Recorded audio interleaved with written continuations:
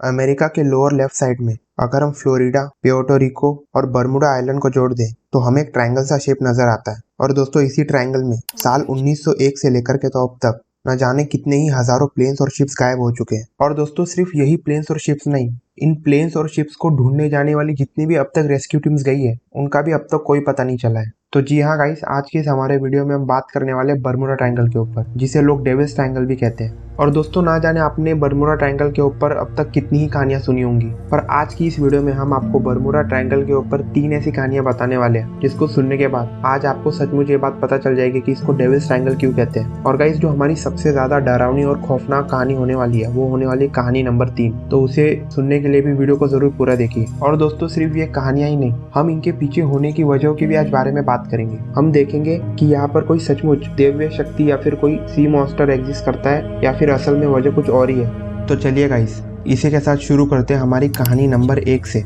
तो दोस्तों पहली कहानी के लिए हमें समय में करीब 500 साल पीछे जाना होगा, यानी कि साल 1492 में जब क्रिस्टोफर कोलंबस दुनिया की खोज करने के लिए निकले थे। तब दोस्तों उन्हें भी बर्मुडा ट्रायंगल से होकर गुजरना पड़ा था। और दोस्तों जैसे ही कोलंबस बर्मुडा ट्रायंगल में एंटर हुए उन्होंने एक चीज नोटिस की कि जो उनका कंपास है वो काम करना बंद कर चुका है। जी हाँ गाइस, कोलंबस ने भी ये बात मान रखी कि इस जगह पे कंपास काम करना बंद कर देते हैं। और जब एक रात वो अपनी शिप से बाहर निकले और उन्होंने आसमान की तरफ देखा तो उनको बहुत अजीब सी एक लाइट दिखाई दी आसमान में, जो बहुत तेजी से समुंदर की ओर आ रही थी। और गाइस फिर कोलंबस देखते कि वो लाइट फाइनली जाके समुंदर में मिल जाती है। और गाइस अगेन ये बातें कोई मैं अपने से नहीं कह रहा हूँ, ये बातें कही है खुद कोलंबस ने अपनी एक बुक में। तो इसी के साथ गाइस हमारी कहानी नंबर 1 खत्म होती है और अब हम बढ़ते हैं कहानी नंबर 2 की तरफ, जो हुई थी साल 1970 में पायलट ब्रू जर्नन के साथ। और गाइस मैं आपको ये बात बता दूं कि ये वही पायलट है जो कि बर्मुडा ट्रायंगल से जिंदा वापस आए। और हमारी दूसरी स्टोरी में ये बता दे कि इनके साथ क्या क्या हुआ जब ये बर्मुडा ट्रायंगल के ऊपर से उड़ के आए। गाइस इन्होंने बताया कि जब ये बर्मुडा ट्रायंगल में एंटर होने वाले थे तब इनके सामने एक बहुत बड़ी काले बादलों की गुफा की तरह आ गई। और जब वो इस काली बादलों की गुफा में एंटर हुए तब उन्होंने ये बात नोटिस की कि जो उनका कंपास है वो काम करना बंद कर चुका है और उनके प्लेन के जितने भी इलेक्ट्रॉनिक डिवाइसेस थे, जितने भी इलेक्ट्रॉनिक टूल्स थे, वो भी काम करना बंद कर चुके हैं। और उन्हें कुछ समझ नहीं आ रहा है कि अब क्या करें।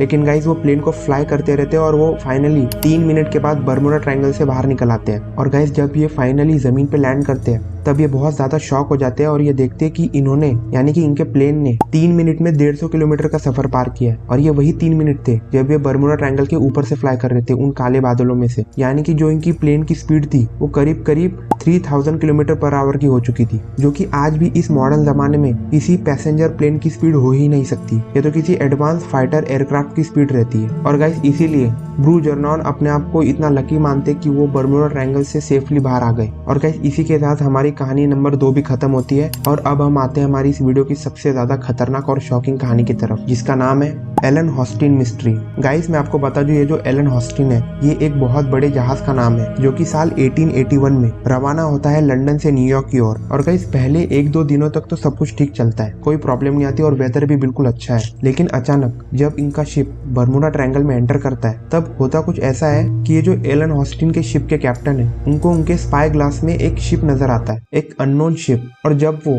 अपने स्पाई ग्लास में इस शिप को ध्यान से देखते हैं तब उन्हें नजर आता है कि इस शिप में तो कोई क्रू यानी कि शिप के अंदर कोई इंसान ही नहीं है। तो उन्हें भी बहुत स्ट्रेंज लगता है कि इतने बड़े समुद्र में शिप क्या कर रहा है बिना किसी क्रू के साथ। इसीलिए दोस्तों वो 2 दिनों तक इंतजार करते हैं कि शायद सामने वाले शिप से कोई रिस्पांस आ जाए। पर गाइस 2 दिन गुजर जाते, कोई रिस्पांस नहीं आता है उस अननोन शिप से। तो फाइनली जो कैप्टन थे एलन हॉस्टिन जहाज के, वो ये डिसाइड करते हैं कि वो इस शिप में एंटर होंगे और देखेंगे कि क्या है इस शिप के अंदर। और गाइस जब वो कैप्टन उस शिप के अंदर एंटर होते हैं तो वो फिर से एक बार हैरान हो जाते हैं ये देखकर कि उस शिप के अंदर बहुत सारा सामान पड़ा हुआ है, यानी कि बहुत सारे लोगों का खाने का सामान और बहुत सारी ऐसी चीजें जो एक जहाज को लगती है अपने सफर में। तो गाइस जबकि इस अननोन जहाज में बहुत सारा सामान है तो एलन हॉस्टिन के कैप्टन ये डिसाइड करते हैं कि वो इस जहाज को अपने जहाज के साथ लेके जाएंगे। और वो इसीलिए अपने जहाज के कुछ मेंबर्स इस जहाज में भेज देते हैं ताकि ये दोनों जहाज एक साथ जा सके। और गाइस होता भी कुछ ऐसा ही है। शुरुआत के 2 दिनों तक तो सब कुछ ठीक है, ये दोनों जहाज एक साथ बिल्कुल जाते हैं बिना किसी प्रॉब्लम के। और गाइस फिर से अचानक समुद्र में एक बहुत बड़ा तूफान आ जाता है और उस तूफान के कारण ये दोनों जहाज एक दूसरे से अलग हो जाते हैं। और गाइस तूफान 1-2 घंटे के बाद बाद रुक जाता है और जो एलन ऑस्टिन जहाज के कैप्टन है वो उस अननोन जहाज को ढूंढने की कोशिश करते हैं अपने स्पाई ग्लास से। और गाइस उन्हें वो जहाज दिख भी जाता है, पर उन्हें दिखता है कि ये जहाज काफी दूर है, तो वो उस जहाज की तरफ बढ़ते हैं। और गाइस वो इस बात को देख के शॉक हो जाते हैं कि जब वो उस जहाज में जाते फिर से एंटर करते तब फिर से उस जहाज पे कोई क्रू नहीं है। और गाइस सबसे ज्यादा शॉकिंग बात है कि जो सामान है शिप के अंदर वो बिल्कुल सही सलामत है अपनी जगह पे,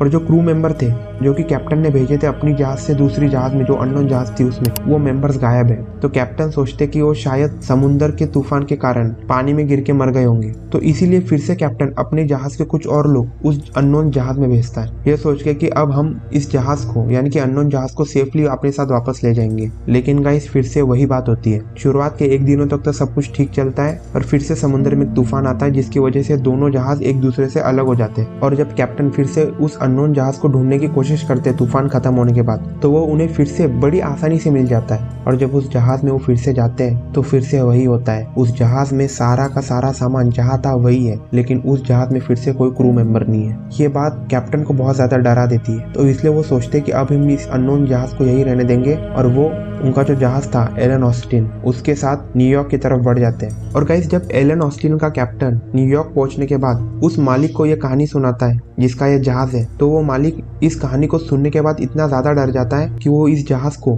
किसी को बेच देता है। और दोस्तों इसी के साथ हमारी कहानी नंबर 3 भी खत्म होती है। तो चलिए दोस्तों अब हम बात करते हैं बर्मुडा ट्रायंगल में जितनी भी घटनाएं हुई है उनके पीछे के कारणों की। और जब लोगों से पूछा गया कि आपको क्या लगता है कि इसके पीछे कौन हो सकता है, क्या वजह हो सकती है इनके पीछे, तो बहुत अलग अलग लोगों ने बहुत अलग अलग बातें करनी शुरू कर दी। जैसे कि पहली बात जो लोग कहते हैं वो ये है कि ये जो एरिया है बर्मुडा ट्रायंगल का, इसमें एलियंस एग्जिस्ट करते हैं या फिर इस एरिया पर एलियंस की नज़र है और इसीलिए जो भी शिप या फिर प्लेन इस एरिया से गुजरता है एलियन या फिर उस पर अटैक कर देते हैं या फिर उसको अपने साथ ले जाते हैं। और दूसरी थ्योरी जो लोगों द्वारा बनाई जाती है बर्मुडा ट्रायंगल को लेकर वो ये कि लोग कहते हैं कि इस बर्मुडा ट्रायंगल के नीचे एक बहुत बड़ा सी मॉन्स्टर एग्जिस्ट करता है, जो बहुत बड़ा होने के साथ साथ उसके पास दैवीय शक्ति भी है, जो कि किसी भी प्लेन या फिर शिप को बर्मुडा ट्रायंगल से सेफली गुजरने नहीं देता है। और गाइस लोग तो यहाँ तक कहते हैं कि ये जो बर्मुडा ट्रायंगल है ये एक पोर्टल है एक दुनिया से दूसरी दुनिया में जाने का, यानी कि जितनी भी शिप्स या फिर प्लेन्स बर्मुडा ट्रायंगल में गायब हुए वो गायब होके सीधा दूसरी दुनिया में पहुंच गए। इसीलिए आज तक उन प्लेन्स और शिप का कोई पता नहीं चला है और यहाँ तक कि जो रेस्क्यू टीम उन्हें ढूंढने जाती है उसका भी कोई पता नहीं चलता। और गाइस ये बर्मुडा ट्रायंगल नाम की जगह है भी बहुत अजीब, आप तैरना चाहो तो भी आप तैर नहीं सकते, शिप्स का जो इंजन है वो अपने आप बंद हो जाता है और शिप कहाँ गायब हो जाती है किसी को पता नहीं चलता। और गाइस ये तो हो गई वो बातें जो हमें सुनने में अच्छी लगती है, पर अगर हम साइंस की सुने तो बर्मुडा ट्रायंगल की मिस्ट्रीज के ऊपर से पर्दा पूरी तरीके से हट चुका है। तो चलिए गाइस अब हम एक एक करके डिस्कस करते हैं कि बर्मुडा ट्रायंगल में ऐसा होता क्यों है। तो जैसे कि हमने अपनी कहानी नंबर 1 में बताया था कि कोलंबस कहते हैं कि इस एरिया में उनका कंपास काम करना बंद कर देता है, तो उसकी एक वजह हो सकती है गाइस मैग्नेटिज्म। जी हाँ गाइस, जो हमारा एक्चुअल नॉर्थ पोल होता है धरती का और जो मैग्नेटिक नॉर्थ पोल होता है ये दोनों अलग अलग चीजें हैं, यानी कि ये अलग अलग डायरेक्शंस दिखाते हैं कंपास पे। पर धरती पे कुछ जगह ऐसी भी है जहाँ पे ये दोनों यानी कि मैग्नेटिक नॉर्थ पोल और एक्चुअल नॉर्थ पोल धरती का ये एक ही डायरेक्शन में दिखाते हैं और उनमें से एक जगह है बर्मुडा ट्रायंगल। और जबकि ये दोनों यानी कि एक्चुअल नॉर्थ पोल और मैग्नेटिक नॉर्थ पोल ये एक ही डायरेक्शन में दिखाते हैं, इसलिए जो पायलट्स होते हैं या फिर जो क्रू मेंबर होते हैं वो कंफ्यूज हो जाते हैं कि किस डायरेक्शन में जाए। उन्हें लगता है कि उनका कंपास खराब हो गया है और अगर वो इस डायरेक्शन को फॉलो भी करते हैं तो एक रॉन्ग डायरेक्शन में चले जाते हैं वो। और गाइस अब हम आते हैं हमारी दूसरी वजह की ओर कि इतनी सारी शिप्स बर्मुडा ट्रायंगल के अंदर अपने आप कैसे डूब जाती है। तो गाइस उसकी एक बहुत बड़ी वजह बताते हैं मीथेन। जी हाँ गाइस, ऐसा कहा जाता है कि जो बर्मुडा ट्रायंगल का एरिया है उसके नीचे मीथेन की एक बहुत बड़ी भंडार है। मीथेन करता ये गाइस कि वो जो वाटर की डेंसिटी है वो घटा देता है और जो शिप्स होती है वो बनी ही वाटर की डेंसिटी के ऊपर फ्लोट करने के लिए होती है और अगर वाटर की डेंसिटी घट जाएगी तो शिप्स अपने आप ही पानी में डूबने लग जाती है और इस वजह से वो गायब हो जाती है और किसी को पता भी नहीं चलता। और अब हम आते हैं गाइस हमारे कारण नंबर 3 की ओर। जैसे कि हमने हमारी कहानी नंबर 2 में बताया था कि जो पायलट थे ब्रू जर्नॉन, उन्होंने बताया कि जो उनकी प्लेन की स्पीड थी वो उस काले घने बादलों की गुफा में बहुत तेज हो गई थी। और गाइस ब्रू जर्नॉन जिन बादलों की बात कर रहे थे वो बादल और कोई नहीं हेक्सागोनल क्लाउड्स थे, जो कि सबसे पहली बार में सैटर्न ग्रह पे देखे गए थे। और गाइस फोटोज में तो ये आपको बहुत ज्यादा छोटे लग रहे होंगे, लेकिन इनकी जो साइज है जैसे कि इनका नाम है हेक्सागोनल क्लाउड यानी कि 6 क्लाउड से मिला हुआ एक क्लाउड, ये इतने बड़े होते कि मुंबई जितने शहर को ये घेर सकते ऊपर से। और गाइस इन क्लाउड्स के बीच में जो हवाएं होती है वो 150 से 200 किलोमीटर प्रति घंटा की स्पीड से घूमती है, यानी कि तूफानी हवाएं घूमती है इन हेक्सागोनल क्लाउड्स में। और गाइस इन हवाओं में इतनी ताकत होती है कि वो किसी भी प्लेन को तोड़ सकते हैं अगर वो प्लेन इन हवाओं के ऑपोजिट डायरेक्शन में फ्लो करता है। पर अगर वो प्लेन इन हवाओं के सेम डायरेक्शन में फ्लो करता है तो ये हवाएं उस प्लेन की बहुत ज्यादा स्पीड बढ़ा सकती है, जैसे कि हमारे कहानी नंबर 2 में हुआ।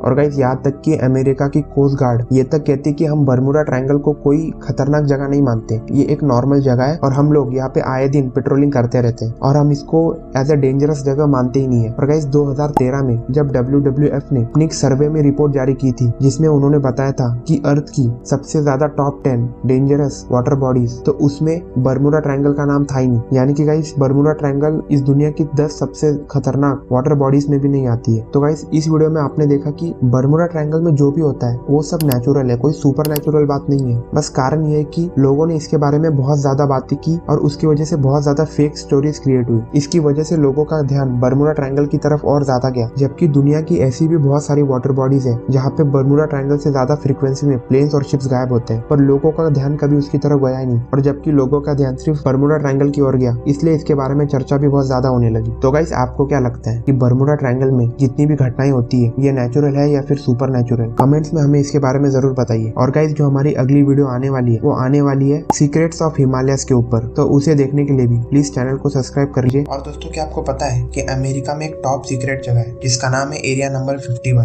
जिसकी फोटो स्पेस में जो सैटेलाइट है उनको तक खींचना मना है। और जो गार्ड्स एरिया नंबर 51 की सुरक्षा में तैनात है उनको ऊपर से यानी कि गवर्नमेंट से ऑर्डर है कि जो भी दिखे उसे सीधा शूट एट द साइट करे, यानी कि जो भी दिखे उसे सीधा गोली मार दे ऑन द स्पॉट। और दोस्तों सिर्फ 1% लोगों को ये बात पता है कि इस एरिया नंबर 51 को इतनी ज्यादा सुरक्षा इसलिए दी जाती है क्योंकि इसका कनेक्शन एलियंस है। और दोस्तों अगर आप जानना चाहते हैं कि एरिया नंबर 51 और एलियंस के बीच में क्या कनेक्शन है तो अपनी राइट वाली वीडियो पे क्लिक करके जान लीजिए।